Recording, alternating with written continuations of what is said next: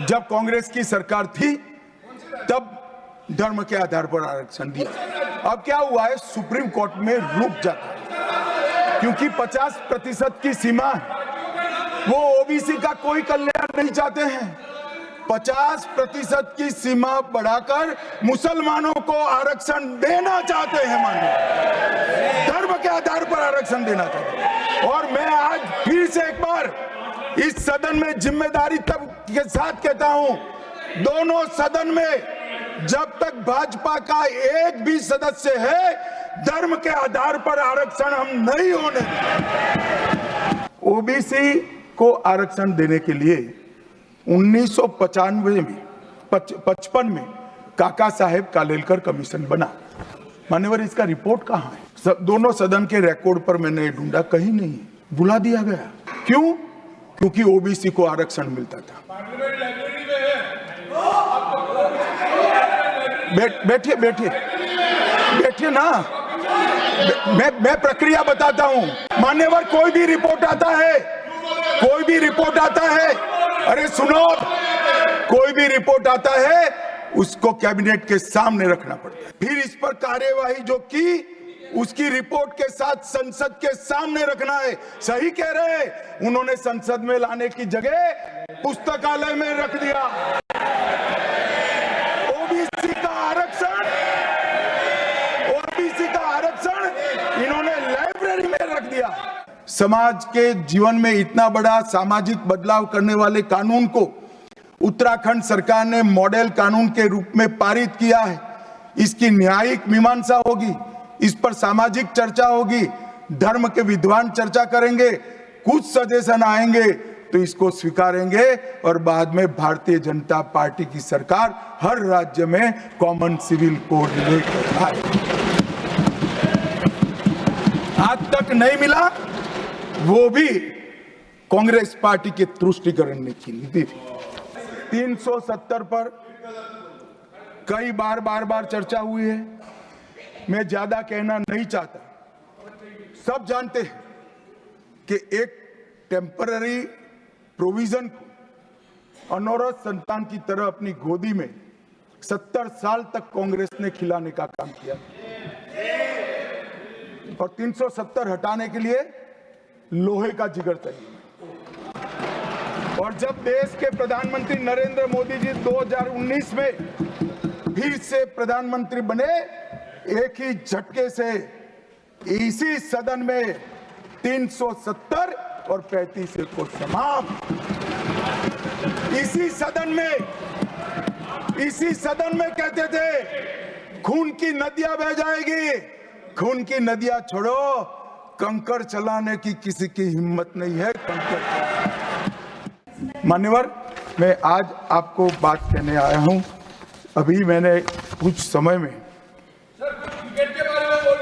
मोहब्बत की दुकान के बहुत नारे सुने। मोहब्बत की दुकान देश के हर गांव में खोलने की महत्वाकांक्षा वाले लोग भी बहुत भाषण उनके मैंने सुने हैं। मेरा उनको कहना है, मोहब्बत दुकान से बेचने की चीज नहीं है भैया। मोहब्बत प्रचार की चीज नहीं है। मोहब्बत दिल में बसाने का जज्बा है और मोहब्बत दूसरों को महसूस कराने का लम्हा है। अगर इतना समझ जाएंगे तो और कोई तकलीफ नहीं पड़ेगी। मान्यवर, सावरकर जी के सामने जो वीर लगा है ना, वो कोई सरकार, कोई पॉलिटिकल पार्टी की चुनी हुई सरकार ने नहीं दिया है। इसके सामने वीर, उनकी वीरता के कारण 140 करोड़ लोगों ने। मान्यवर, आज सावरकर जी की एक उक्ति में यहाँ पर कहना चाहता हूँ। उनका एक मराठी में वाक्य है, तुझ साठी मरण ते जनन, तुझ बिन जनन ते मरण। इसके आगे है, हे मातृभूमि, तेरे लिए मरण मृत्यु ही जीवन है और तेरे बिना जीवन मेरे लिए मृत्यु से भी कठिन। ये देशभक्ति के वाक्य जिस व्यक्ति के मुंह से निकले, इसके लिए इस प्रकार की सदन में चर्चा करते हैं, सार्वजनिक रूप से बोलते हैं और गर्व महसूस करते हैं। क्या देशभक्ति कोई विचारधारा के साथ जुड़ी हो ही सकती है? हमारे एक सम्मानीय सदस्य ने कहा कि चर्चा का स्तर कितना नीचा हो गया है कि यहाँ चित्रों की चर्चा हो रही है। मान्यवर, अगर संदेश लेना नहीं आता तो संविधान का भी कोई उपयोग नहीं। ये सारे जो चित्र लगाए हैं वो हमारे हजारों साल से चलने वाले हमारे राष्ट्र के जीवन को उद्घोषित करने वाले, और कोई ये न समझे कि हमारा संविधान दुनिया के संविधानों की नकल है। हाँ, हमने हर संविधान का अभ्यास जरूर किया है, क्योंकि हमारे यहाँ तो ऋग्वेद में कहा गया, हर कोने से हमें अच्छाई प्राप्त हो, शुभ विचार प्राप्त हो और शुभ विचार को स्वीकारने के लिए मेरा मन खुला हो। हमारे संविधान की रचना के बाद डॉक्टर आंबेडकर ने बहुत सोच समझकर एक वाक्य किया था। मैं आंबेडकर जी के वाक्य को सदन के सामने प्रस्तुत करना चाहता हूं। कोट, कोई संविधान कितना भी अच्छा हो वह बुरा बन सकता है अगर जिन लोग पर उसको चलाने की जिम्मेदारी है वो अच्छे न हो।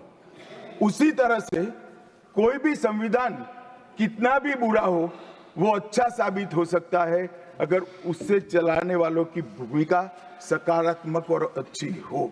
अभी कुछ राजनेता आए हैं, 54 साल की आयु में अपने आप को युवा कहते हैं और ये घूमते रहते हैं, संविधान बदल देंगे, संविधान बदल देंगे, संविधान बदल देंगे। मैं उनको समझाना चाहता हूं कि संविधान बदलने का प्रोविजन, संविधान के प्रावधानों का बदलने का प्रोविजन अनुच्छेद 368 के अंदर संविधान में ही है। और मैं आज फिर से एक बार कहना चाहता हूं, थोड़ा ज्ञानवर्धन भी हो जाए किसी का। भाजपा ने 16 साल राज किया, माननीय 6 साल अटल जी ने किया, 10 साल मोदी जी ने किया और 5 साल और मोदी जी करें। एक प्रकार से 16 साल हमने शासन किया। 16 साल में हमने 22 बार संविधान बदला, संविधान के अंदर परिवर्तन की। और कांग्रेस ने 55 साल करा और 55 साल में 77 परिवर्तन कांग्रेस ने भी किए, कांग्रेस के शासन में भी हुए।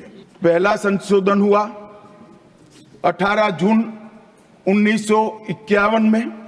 संविधान सभा ने ही ये संशोधन करना पड़ा, क्योंकि संविधान बनाने के बाद, संविधान स्वीकारने के बाद आम चुनाव में जाने तक का भी धैर्य कांग्रेस पार्टी में नहीं था। अभी लोकसभा नहीं बनी थी, अभी राज्यसभा नहीं बनी थी और संशोधन लेकर आए। अब उसका उद्देश्य क्या था? 19A जोड़ा गया। 19A जोड़ा गया, वो किस लिए जोड़ा गया? अभिव्यक्ति की आजादी पर स्वतंत्रता को, अभिव्यक्ति की आजादी, अभिव्यक्ति की स्वतंत्रता को कर्टेल करने के लिए पहला सुधार आया।